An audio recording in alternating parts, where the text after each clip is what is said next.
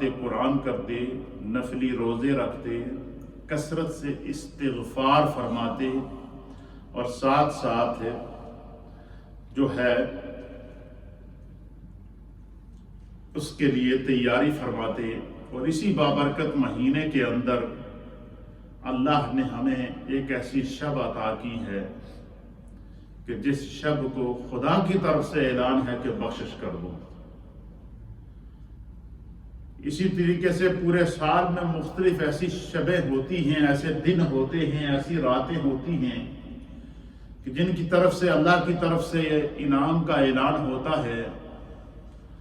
جس طرح شب قدر ہے، بہت بڑا اس کا انعام ہے، لیکن اس کا تعین نہیں کیا گیا، یہ بتایا نہیں گیا کہ شب قدر کب ہوگی۔ نبی پاک نے فرمایا کہ رمضان کے مہینے کے آخری عشرے میں اس کو تلاش کرو، طاق راتوں کے اندر۔ وہاں شب قدر کو تلاش کرنے کا کہا گیا، یہاں پر شب قدر کا تعین بھی بتا دیا، دن بھی بتا دیا، رات بھی بتا دی، اور اجر بھی بتا دیا۔ ایک کام وہ ہوتا ہے کہ انسان کو اس کا علم نہ ہو، لا علمی میں کوئی کام کر جائے تو اس کو بھول کہتے ہیں۔ کیا کہتے ہیں؟ یا لا علمی میں کوئی گناہ کر بیٹھے اور اسے بعد میں پتہ چلے، احساس ہو، تو وہ اس سے توبہ کرتا ہے۔ لیکن ایک گناہ کی کیفیت وہ ہے کہ جس کا انسان کو اگر پتہ ہو کہ یہ گناہ ہے اور جان کر کے یہ گناہ ہے، اور اس کے باوجود اگر انسان وہ گناہ کرے تو اس گناہ کا عذاب بھی سخت ہے، اور اس گناہ کی معافی بھی نہیں اس وقت تک جب تک کہ وہ، جیسے اللہ نے فرمایا کہ توبۃ نصوحا نہ فرما دے، سچی توبہ نہ فرما دے۔ تو اس مہینے میں جو خدا نے ہم پر کرم فرمایا ہے، فضل فرمایا ہے، وہ فضل یہ ہے کہ اس مہینے میں شب برات کا تعین بھی بتا دیا، اور اس میں یہ بتا دیا کہ سورج کے غروب ہونے سے لے کر سورج کے طلوع ہونے تک اللہ کی رحمت آسمان دنیا سے اپنے بندوں کو پکار رہی ہوتی ہے، آوازیں دے رہی ہوتی ہے کہ بھلائی کے طلبگار تو بھلائی مانگ، تجھے خدا بھلائی عطا فرمائے گا۔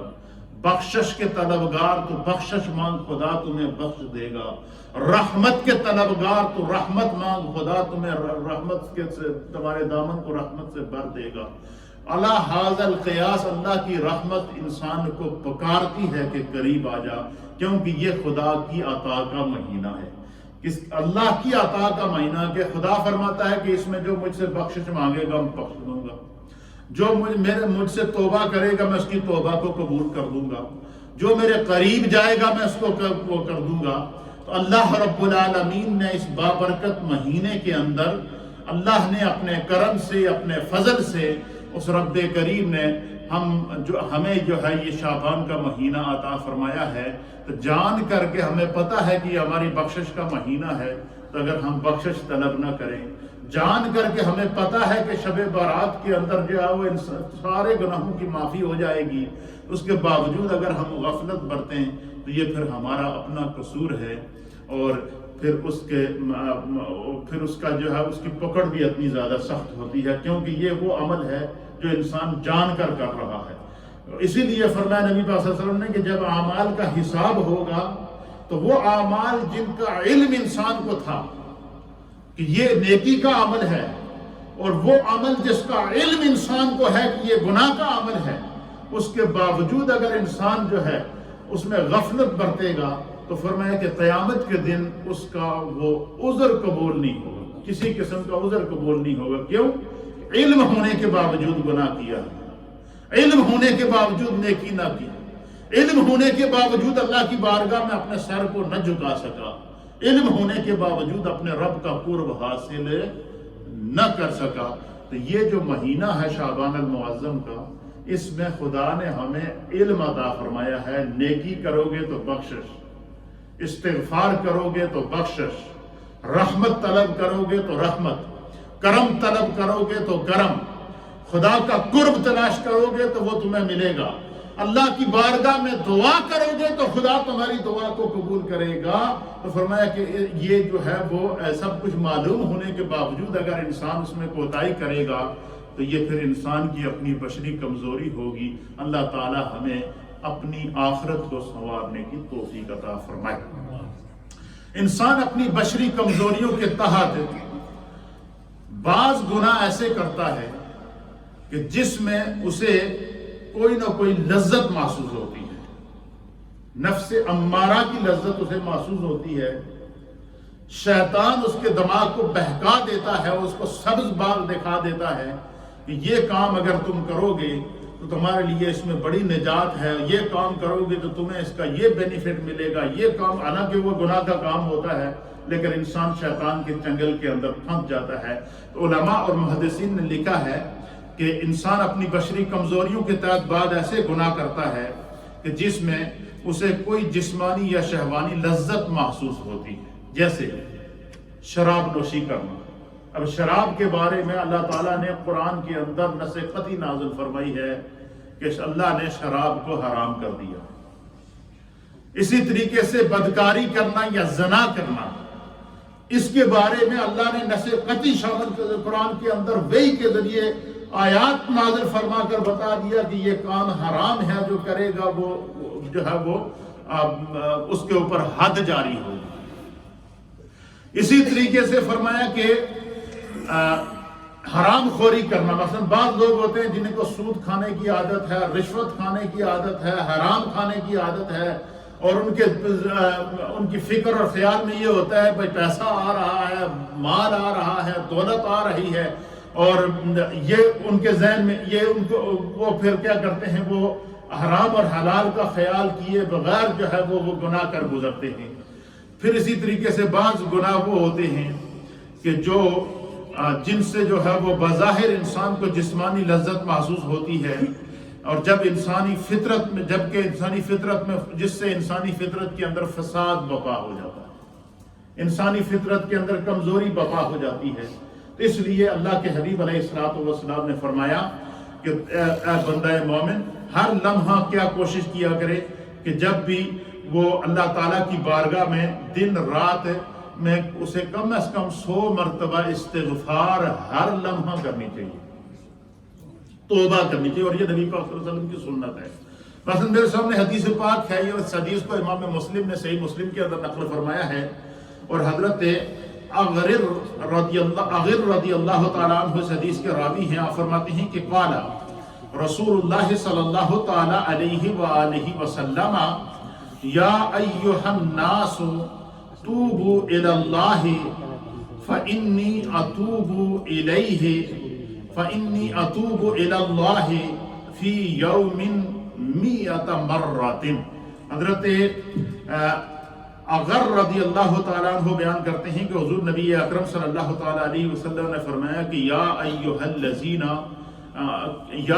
الناس، اے لوگو کیا کرو، توبو الی اللہ، اللہ کی جانب توبہ کیا کرو، استغفار کیا کرو، فإنی اتوب الی اللہ، کہ بے شک سرکار نے فرمایا کہ فإنی، بے شک میں مصطفیٰ، اتوب الی اللہ، اللہ کی طرف سے اللہ کی طرف توبہ کرتا ہوں،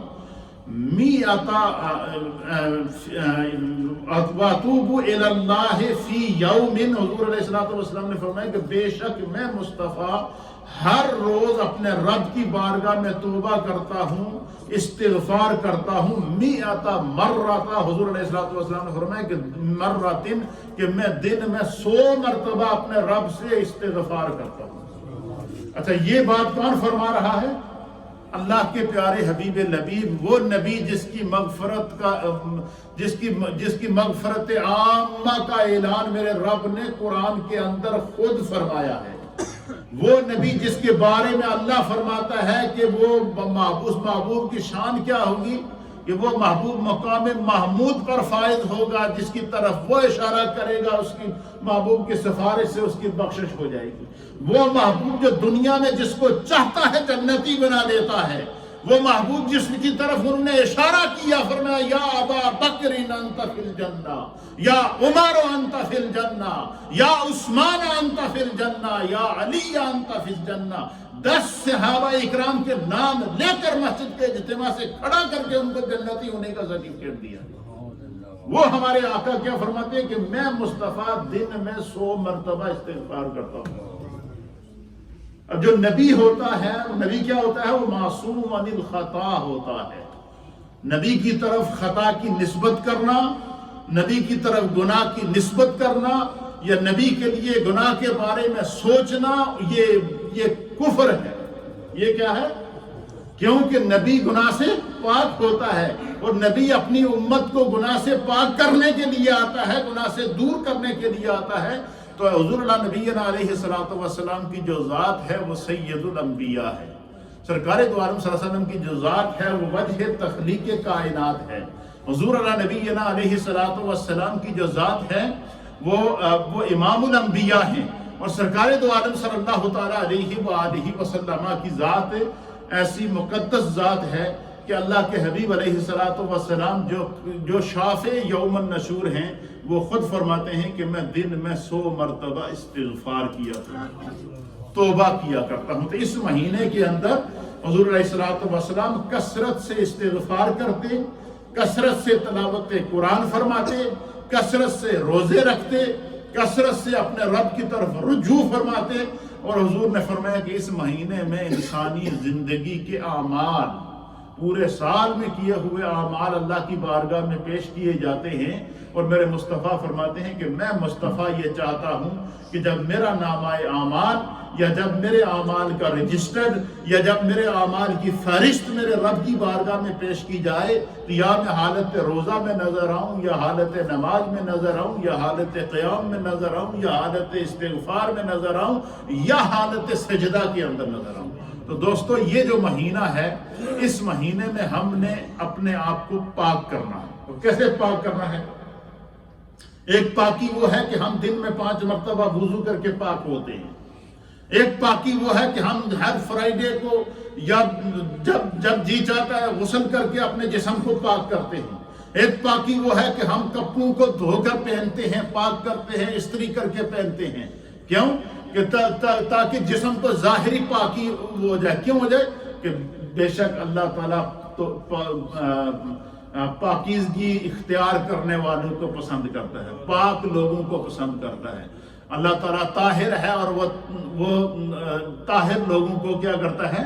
پسند کرتا ہے۔ لیکن ایک پاکی، یہ تو ظاہری پاکی ہے، لیکن اصل جو پاکی ہے وہ انسان کے باطن کی پاکی ہے، کہ انسان کا دل پاک ہو۔ کس سے؟ انسان کے دل کے اندر میل پڑتی ہے حسد کی، انسان کے دل کے اندر میل پڑتی ہے غیبت کی، انسان کے دل کے اندر میل پڑتی ہے گناہ کی، انسان کے دل کے اندر میل پڑتی ہے بشری کمزوریوں کی، انسان کے دل کے اندر حضور علیہ السلام نے فرمایا کہ بندہ مومن کے جسم کے اندر خون کا ایک لوتھڑا ہے، ایک لوتھڑا ہے، اگر وہ صحیح ہوگا تو پورا جسم صحیح، اور اگر وہ خراب ہوگا تو اس کے اثرات پورے جسم پر مرتب ہوں گے، اور وہی القلب، فرمایا کہ وہ دل ہے۔ اس لیے فرمایا کہ اپنے دل کو اللہ کے ذکر سے کیا کرو؟ پاک کیا کرو۔ آپ یہ دیکھیں کہ نبی پاک صلی اللہ علیہ وسلم کی کم و بیش 1.25 لاکھ صحابہ تھے۔ کتنے؟ کفر چھوڑ کر اسلام میں آئے تھے، عرب کا مشرکانہ معاشرہ چھوڑ کر نبی کے دامن میں آئے تھے۔ کئی وہ تھے جو بڑے بڑے گناہگار تھے، لیکن نبی پاک نے ان سے فرمایا کہ اگر تم ایمان لے آؤ گے تو تمہارا رب اتنا کریم ہے کہ تمہارے اسلام کی برکت سے خدا تمہارے پچھلے سارے گناہوں کو معاف کر دے گا۔ حضور نے فرمایا کہ اس ایمان لانے سے پہلے کے گناہ سارے اللہ معاف کر دیتا ہے، اور دین کی خاطر ہجرت کرنے والے سے اس کی زندگی کے پہلے گناہ اللہ معاف کر دیتا ہے۔ تو نبی پاک کی کموں پہ 1.25 لاکھ صحابہ تھے۔ اب ہر آدمی کے اعمال برابر نہیں ہوتے، لیکن نبی کی صحبت کے اندر آئے، حضور علیہ السلام سے دین کو سیکھا، اور اپنے ظاہر اور باطن کو جب بدلی کیا تو اللہ تعالیٰ نے پھر ان کی گارنٹی دی، اور خدا نے فرمایا کہ میرے محبوب کی صحبت میں بیٹھنے والے جو ہدایت کے ستارے صحابہ اکرام ہیں وہ کیا ہیں؟ جب میرے محبوب کی بارگاہ میں بیٹھتے ہیں تو حضور انہیں اللہ کی باتیں سناتے ہیں۔ وَيُعَلِّمُهُمُ الْكِتَابَ، میرے مصطفیٰ کیا کرتے ہیں؟ ان کو کتاب کی تعلیم دیتے ہیں، قرآن حکیم کی تعلیم دیتے ہیں، دین کی تعلیم دیتے ہیں۔ والحکمہ، اور ان کو حکمت اور دانائی سکھاتے ہیں، اور وہ جب اتنے انہماک کے ساتھ میرے مصطفیٰ کریم کے قریب ہوتے ہیں، اور پھر جب مصطفیٰ ان پر نگاہ کرم ڈالتے ہیں، نگاہ نبوت ڈالتے ہیں، تو پھر کیا ہوتی ہے؟ اللہ فرماتا ہے وَيُزَكِّيهِمْ، اللہ تعالیٰ انہوں نے اندر بھی پاک کر دیتا ہے۔ اصل پاکی باطن کی پاکی ہے۔ اس لیے اللہ تعالیٰ فرماتا ہے یا ایھا الذین آمنوا اتقوا اللہ، اے ایمان والو اللہ سے ڈرو، آمنوا اتقوا اللہ وقولوا قولا سدیدا، اور اللہ سے ڈرتے رہو، اور جب بھی بات کرو سچی بات کرو اور صحیح بات کرو، اپنے آپ کو گناہ سے بچا کے رکھو۔ اور پھر اللہ کے پیارے حبیب لبیب نبی رحمت صلی اللہ تعالیٰ علیہ وسلم نے فرمایا کہ جو تقویٰ ہے کہ بندہ محسوس کرے کہ کیا میرا باطن پاک ہوا ہے یا کہ نہیں ہے، تو فرمایا ہر انسان اپنے دل کے اندر جھانکے کہ کیا اس کے دل میں حسد ہے۔ نبی پاک صلی اللہ علیہ وسلم کے صحابہ بارگاہ لگی تھی، صحابہ اکرام ہدایت کے ستارے میرے مصطفیٰ کریم کی بارگاہ میں بیٹھے تھے، تو نبی پاک کی بارگاہ میں ایک صحابی سامنے سے آئے، تو اللہ کے حبیب علیہ السلام نے ان کی طرف نظر دوڑائی، تو سرکار نے فرمایا کہ جس نے دنیا میں چلتا پھرتا جنتی دیکھنا ہو وہ دیکھو سامنے تو آئے۔ مسجد صحابہ سے بھری ہوئی تھی، میرے مصطفیٰ منبر پر تشریف فرما تھے، سب صحابہ ان کی طرف دیکھنے لگے تو ایک شخص تشریف لائے، اور وہ بالکل صحابہ فرماتے ہیں کہ بالکل حضرت عبداللہ ابن عمر رضی اللہ تعالیٰ عنہ سے حدیث کے راوی حضرت فاروق اعظم کے بیٹے، آپ فرماتے ہیں کہ اس سے پہلے ہم نے اس شخص کو سرکار دو عالم صلی اللہ علیہ وسلم کی بارگاہ میں نہیں دیکھا تھا، ہم جانتے بھی تھے، نیا اجنبی شخص تھا، لیکن حضور نے فرمایا کہ جس نے جنتی دیکھنا وہ سامنے وہ آئے۔ حضور کی محفل میں دست بستہ بیٹھ گئے، سرکار کی مجلس چلتی رہی، مجلس برخاست ہو کے چلے گئے، دوسرے دن پھر مجلس لگی، پھر حضور نے فرمایا جس نے جنتی دیکھنا وہ سامنے دیکھو، کہتے ہیں پھر وہی شخص آیا، اسی طرح تیسرے دن پھر وہی شخص آیا۔ حضرت عبداللہ ابن عمر رضی اللہ تعالیٰ عنہ کہتے ہیں کہ میں نے دل میں ارادہ کیا کہ میں اس شخص کو اپنے ہاں مہمان ٹھہراؤں گا۔ آپ وہ جب شخص آیا تو آپ نبی پاک صلی اللہ علیہ وسلم کی بارگاہ میں آئے تو آپ نے عرض کیا یا رسول اللہ، یہ جو مسافر ہے 3 دن سے یہاں آ رہا ہے آپ کی بارگاہ میں، اگر آپ کی اجازت ہو تو میں ہم کو اپنے ہاں مہمان ٹھہراؤں۔ تو حضور نے فرمایا لے جائے۔ حضرت عبداللہ ابن عمر اس تجسس میں تھے کہ اس شخص کا وہ کون سا عمل ہے کہ جس کو میرے سرکار فرما رہے ہیں کہ یہ دنیا میں چلتا پھرتا جنتی جا رہا ہے، یہ چلتا پھرتا جنتی ہے، یہ کیسا شخص ہے، اس کا عمل کون سا ہے؟ کہتے ہیں میں نے اس کی دعوت کی، مہمان نوازی کی، میرے پاس وہ ٹھہرا، کہتے ہیں میں دیکھتا رہا، جیسے میں نماز پڑھتا تھا ایسے وہ بھی نماز پڑھتا تھا، جیسے میں تلاوت کرتا تھا ایسے وہ بھی تلاوت کرتا تھا۔ میں نے کہتے ہیں کوئی اس شخص کے اندر کوئی ایسی بات نہیں دیکھی یا کوئی ایسا نیا کام نہیں دیکھا کہ جو میں کرتا ہوں اور وہ نہ کرتا ہوں۔ کہتے ہیں وہ اپنی مہمان نوازی کا اپنا جو ٹائم تھا پورا کر کے جب جانے لگا، حضرت عبداللہ ابن عمر رضی اللہ تعالیٰ عنہ آپ فرماتے ہیں کہ میں نے اس کی بارگاہ اس شخص کی کو مخاطب کر کے اس سے کہا کہ اللہ کے بندے، خدا تجھ پر رحم فرمائے۔ کیا فرمایا؟ اللہ تجھ پر رحم فرمائے، اور میں جو تمہیں لے کر آیا ہوں اللہ کی بارگاہ کے اندر، میں جو نبی پاک کی بارگاہ سے تمہیں اپنے آپ مہمان ٹھہرایا میں نے، تو میں تجھے اس لیے لے کر آیا ہوں کہ سرکار 3 دن سے تجھے کہہ رہے ہیں کہ تو جنتی ہے، اور 3 دن سے میں یہ چیز دیکھ رہا ہوں کہ کوئی ایسا عمل نہیں ہے کہ جو تو کرتا ہے اور میں نہ کرتا ہوں، ایسا کوئی عمل نہیں ہے۔ اللہ کے حبیب علیہ السلام فرماتے ہیں کہ تو جنتی ہے، یہ بتا تو کون سا عمل کرتا ہے؟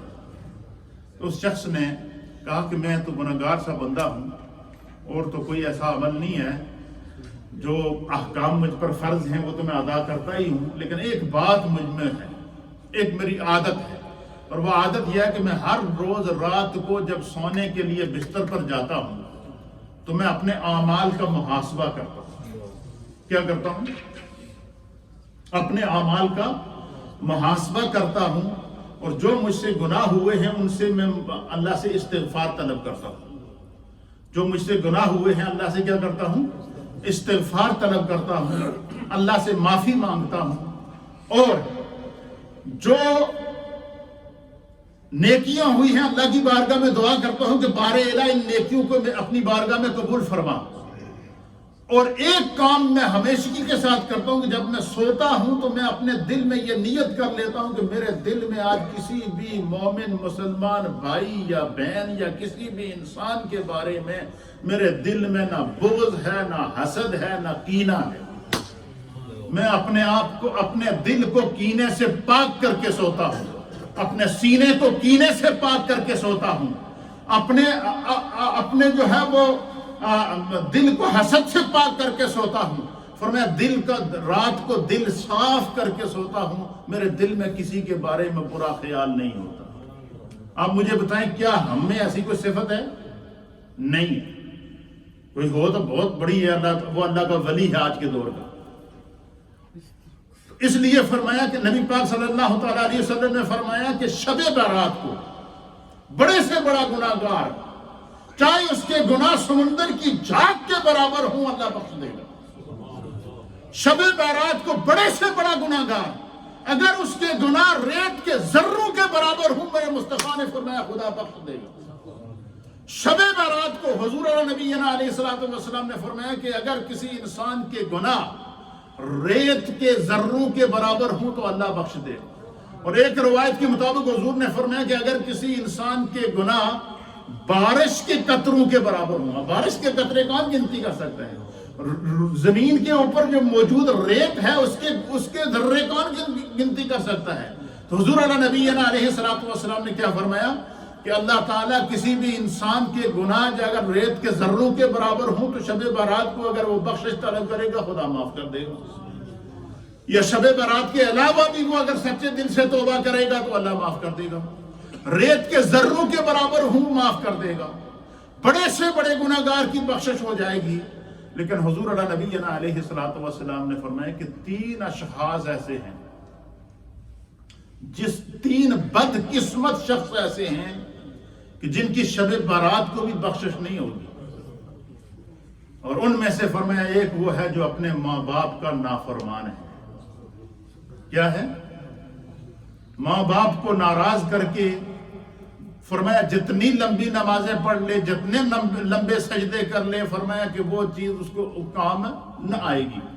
اور دوسری چیز حضور نبی علیہ السلام نے فرمایا کہ جو شخص شراب کا عادی ہو، جب تک وہ اس سے سچی توبہ نہیں کرے گا، فرمایا شب برات کو سب کی بخشش ہو جائے گی، اس کی بخشش نہیں ہوگی۔